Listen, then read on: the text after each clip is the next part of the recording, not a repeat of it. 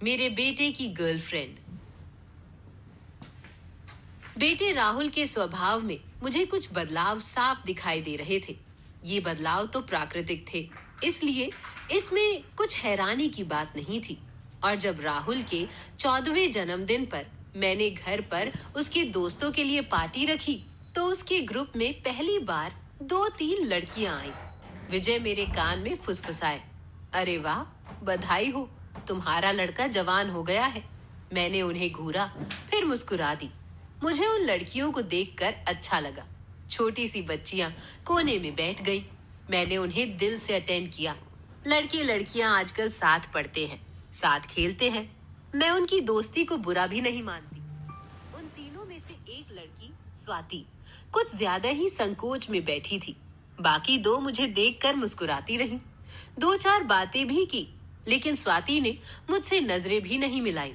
तो मुझे बहुत अजीब सा लगा। मैंने अपनी 17 वर्षीय बेटी स्नेहा से कहा भी, यह लड़की इतना शर्मा क्यों रही है? स्नेहा बोली, अरे मम्मी छोड़ो भी, इतने बच्चों में एक लड़की के व्यवहार पर इतना क्यों सोच रही हैं?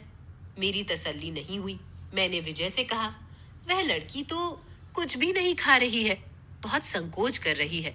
सब बच्चों को देखो, कितनी मस्ती कर रहे हैं। विजय ने कहा, हाँ, कुछ ज्यादा ही चुप है। खैर छोड़ो, बाकी बच्चे तो मस्त है ना। राहुल ने केक काटा तो हमें खिलाने के बाद उसकी नजरें सीधे स्वाति पर गई। तो मैंने राहुल की मुस्कुराहट में एक पल के लिए कुछ नई सी बात नोट की। माँ हूं उसकी, लेकिन किसी से कुछ कहने की बात नहीं थी। खैर, कुछ गेम्स, फिर डिनर के बाद बच्चे खुशी खुशी अपने घर चले गए। मैंने बाद में राहुल से पूछा, सिया और रश्मि तो सबसे अच्छी तरह बात कर रही थी, यह स्वाति क्यों इतना शर्मा रही थी? राहुल मुस्कुराया, हाँ, उसे शर्म आ रही थी। क्यों? शर्माने की क्या बात थी? अरे मम्मी, हमारे सब दोस्त हम दोनों का साथ नाम लेकर खूब चिढ़ाते हैं ना। मैं चौंकी, क्या? क्यों चिढ़ाते हैं? अरे आपको भी ना हर बात समझाकर बतानी पड़ती है मम्मी। सब दोस्त एक दूसरे को किसी न किसी लड़की का नाम लेकर छेड़ते हैं। मैं अपने युवा होते बेटे के समझाने के इतने स्पष्ट ढंग पर कुछ हैरान सी हुई। फिर मैंने कहा, ये कोई उम्र है इन मजाकों की? पढ़ने लिखने खेलने की उम्र है। लीव इट मम्मी, आप हर बात को इतना सीरियसली क्यों लेती है? सभी ऐसी बातें करते हैं। फिर मैंने आने वाले दिनों में नोट किया कि राहुल का फोन पर बात करना बढ़ गया है।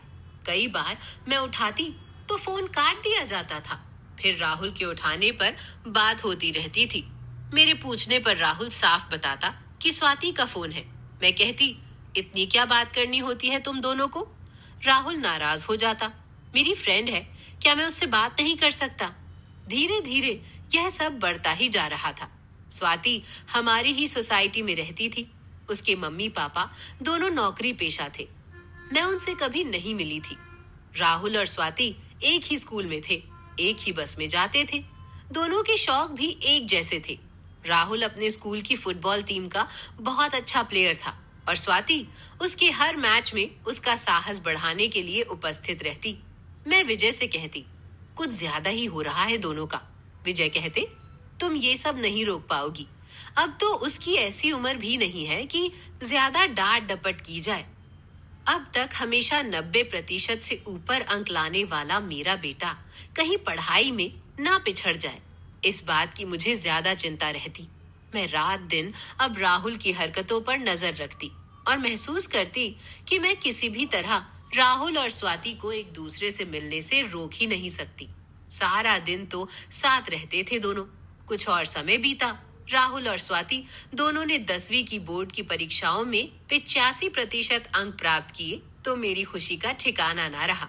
विजय कहते, देखा, इतने दिन तुम अपना खून जलाती रही, पढ़ाई तो दोनों ने अच्छी की। मैं कुछ कह नहीं पाई। राहुल को हमने गिफ्ट में एक मोबाइल फोन ले दिया तो वह बहुत खुश हुआ। कई दिनों से कह रहा था कि उसे फोन चाहिए। फिर मैंने ही धीरे धीरे अपने मन को समझा लिया कि स्वाति राहुल की गर्लफ्रेंड है और मैं उसे कुछ नहीं कह सकती। सांवली सी पतली दुबली स्वाति महाराष्ट्रियन थी, हम उत्तर भारतीय कायस्थ। वह मुझसे अब भी कतराती थी। एक ही सोसाइटी थी, कई बार सामना होता तो वह नजरें चुरा लेती। मुझे गुस्सा आता, राहुल से कहती, और भी तो लड़कियां हैं, सब हाय हेलो करती हैं, और इस लड़की को इतनी भी तमीज नहीं कि कभी विश कर दे। राहुल तुरंत उसकी साइड लेता। वह आपसे डरती है मम्मी। क्यों? क्या मैं उसे कुछ कहती हूँ? नहीं, मैंने उसे बताया है कि आपको उसकी और मेरी दोस्ती के बारे में पता है और आपको यह सब बिल्कुल पसंद नहीं है। मैं कहती, दोस्ती को मैं थोड़े ही बुरा समझती हूँ, लेकिन हद से बाहर कुछ दिखता है तो गुस्सा तो आता ही है। सब खबर है मुझे। राहुल पैर पटकता चला जाता। कुछ समय और बीता। दोनों की 12वीं भी हो गई। इस बार राहुल के 91% और स्वाति के 93% अंक आए। हम सब बहुत खुश थे। अब राहुल ने कॉमर्स ली, स्वाति ने साइंस। अब तो कई मेरी करीबी सहेलियां सोसाइटी के गार्डन में सैर करते हुए स्वाति को आते जाते देखकर मुझे कोहनी मारती। देख, तेरे बेटे की गर्लफ्रेंड जा रही है। मैं ऊपर से मुस्कुरा देती और दिल ही दिल में सोचती, इसका मतलब अच्छे खासे मशहूर है दोनों। मुझे अच्छी तरह पता चल गया था कि दोनों एक दूसरे को बहुत सीरियसली लेते हैं। अब मैं ही विजय से कहती, बचपन से ये दोनों साथ हैं। मुझे तो लगता है अपने पैरों पर खड़ा होने पर ये विवाह भी करेंगे। विजय मेरी इतनी गंभीरता से कही गई बात को हल्के फुल्के ढंग से लेते और हंसकर कहते, वाह, क्या हमारे घर में महाराष्ट्रियन बहू आ रही है? क्या बुराई है? अब तो मैं भी मानसिक रूप से उसे बहू के रूप में देखने के लिए तैयार हो गई थी। मन ही मन कई बातें उसके बारे में सोचती रहती। स्नेहा कभी अपनी टिप्पणी देती, कभी चुपचाप हमारी बात सुनती। वह भी हमें राहुल और स्वाति की कई बातें बताती रहती। वक्त अपनी रफ्तार से चल रहा था। राहुल का यहीं मुंबई में एडमिशन हुआ, स्वाति का कोटा में। मैं सोचती, अब तो बस फोन ही माध्यम होगा इनकी बातचीत का। स्वाति कोटा चली गई। राहुल कई दिन चुप व गंभीर सा रहा। फोन पर बात कर रहा होता तो मैं समझ जाती उधर कौन है। वह कई बार फोन पर दोस्तों से बात करता, लेकिन जब वह स्वाति से बात करता तो उसके बिना बताए मैं उसके चेहरे के भावों से समझ जाती कि उधर स्वाति है फोन पर। अब राहुल बीकॉम के साथ साथ सीए भी कर रहा था। मैंने आश्चर्यजनक रूप से एक बड़ा परिवर्तन महसूस किया। अब किसी अवनी के फोन आने लगे थे। राहुल की बातों से पता चला कि उसकी क्लास फेलो अवनी उसकी खास दोस्त है। 1-2 बार वह उसे किसी प्रोजेक्ट की तैयारी के लिए 2-3 दोस्तों के साथ घर भी लाया। उनकी दोस्ती साधारण दोस्ती से हट कर लगी। अवनी ने मुझसे पूरे कॉन्फिडेंस से बात की। किचन में मेरा हाथ बटाने भी आ गई। वह साउथ इंडियन थी, स्मार्ट थी। जब तक घर में रही, राहुल राहुल करती रही। मैं चुपचाप उसकी भाव भंगिमाओं का निरीक्षण करती रही और इस नतीजे पर पहुंची कि जो संबंध अब तक राहुल का स्वाति से था, वही आज अवनी से है। मुझे मन ही मन राहुल पर गुस्सा आने लगा कि यह क्या तमाशा है। कभी किसी लड़की से इतनी दोस्ती तो कभी किसी और से। वह अवनी के साथ फोन पर गप्पे मारता रहता। मैंने 1-2 बार पूछ ही लिया, स्वाति कैसी है? ठीक है। क्यों? उससे बात तो होती रहती होगी। हाँ, कभी फ्री होता हूँ तो बात हो जाती है। वह भी बिजी है, मैं भी। मैंने मन ही मन सोचा, हाँ, मुझे पता है तुम कहाँ बिजी हो। मैंने इतना ही कहा, तुम्हारी तो वह अच्छी फ्रेंड है ना, उसके लिए तो टाइम मिल ही जाता होगा। वह झुंझला गया। तो क्या उससे रोज बात करता रहूं और रोज रोज कोई क्या बात करे? मैं हैरान उसका मुंह देखती रह गई और वह पैर पटकता वहां से चला गया। अब राहुल पर मुझे हर समय गुस्सा आता रहता। अवनी कभी भी उसके दोस्तों के साथ आ जाती, लंच करती, हम सब से खूब बातें करती। रात को बेडरूम में विजय को देखते ही मेरे मन का गुबार निकलना शुरू हो जाता। पुरुष है ना, किसी लड़की की भावनाओं से खेलना अपना हक समझता है। बचपन से जिसके साथ घूम रहा है, जिसके साथ सोसाइटी में अच्छे खासे चर्चे हैं, अब इतने आराम से उसे भूलकर किसी और लड़की से दोस्ती कर ली है। आवारा कहीं का। विजय कहते, प्रीति, तुम क्यों बच्चों की बातों में अपना दिमाग खराब करती रहती हो? ये उम्र ही ऐसी है, ज्यादा ध्यान मत दिया करो। मैं चिढ़ जाती। हाँ, आप तो उसी की साइड लेंगे, खुद भी तो एक पुरुष हो ना। अरे, हम तो हमेशा से आपके गुलाम हैं, कभी शिकायत का मौका दिया है? विजय नाटकीय स्वर में कहते तो भी मैं चुप रहती। मेरा ध्यान स्वाति में रहता। मैं उसी के बारे में सोचती।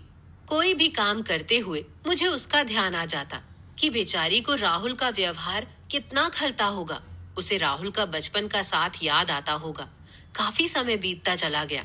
स्नेहा एमबीए कर रही थी। राहुल का भी सीए पूरा होने वाला था। यह पूरा समय मुझे स्वाति का ध्यान आता रहा था। राहुल के किसी फोन से मुझे अब यह न लगता कि वह स्वाति के संपर्क में भी है। अवनी से उसकी घनिष्ठता बढ़ गई थी। एक दिन मुझे शॉपिंग के लिए जाना था। विजय ने कहा, तुम शाम को 6 बजे कैफे कॉफी डे पहुंच जाना। वहीं कुछ खा पी कर शॉपिंग करने चलेंगे। मैं वहां पहुंची, एक कॉर्नर में बैठ गई। विजय को फोन करके पूछा कि कितनी देर में आ रहे हो। उन्होंने कहा, तुम ऑर्डर दे दो, मैं भी पहुंच ही रहा हूँ। मैंने ऑर्डर देकर यों ही नजरें इधर उधर दौड़ाई तो मैं चौंक पड़ी। स्वाति एक टेबल पर एक लड़के के साथ बैठी थी और दोनों चहकते हुए आसपास के माहौल से बेखबर अपनी बातों में व्यस्त थे। मैं गौर से स्वाति को देखती रही। वह काफी खुश लग रही थी। मेरी नजरें स्वाति से हट नहीं रही थी। शायद उसे भी किसी की घूरती निगाहों का एहसास हुआ हो। उसने इधर उधर देखा, चौंक कर उस लड़के को कुछ कहा, फिर उठ कर आई, मेरी टेबल के पास खड़ी हुई, मुझे नमस्ते की। मैंने उसे बैठने का इशारा करते हुए उसके हाल चाल पूछे। वह बैठी तो नहीं, लेकिन आज पहली बार मुझसे बात कर रही थी। मैंने उसकी पढ़ाई के बारे में पूछा। उससे बात करते करते मेरी नजर उसके पीछे आकर खड़े हुए लड़के पर पड़ी। स्वाति ने उससे परिचय करवाया। आंटी, यह आकाश है, कोटा में मेरे कॉलेज में ही है, यही मुंबई में ही रहता है। मैंने दोनों से कुछ हल्की फुल्की बात की, फिर वे दोनों बाय आंटी कहकर चले गए। मैं स्वाति को हंसते मुस्कुराते जाते देखती रही। मैं सोच रही थी, यह लड़की कभी नहीं जान पाएगी कि यह कितने दिनों से मेरे दिमाग पर छाई थी। मैंने मन ही मन पता नहीं क्या रिश्ता बना लिया था इससे। पता नहीं इसकी कितनी भावनाओं से मेरा मन जुड़ गया था। लेकिन आज मैं स्वाति को खुश देखकर बेहद खुश थी।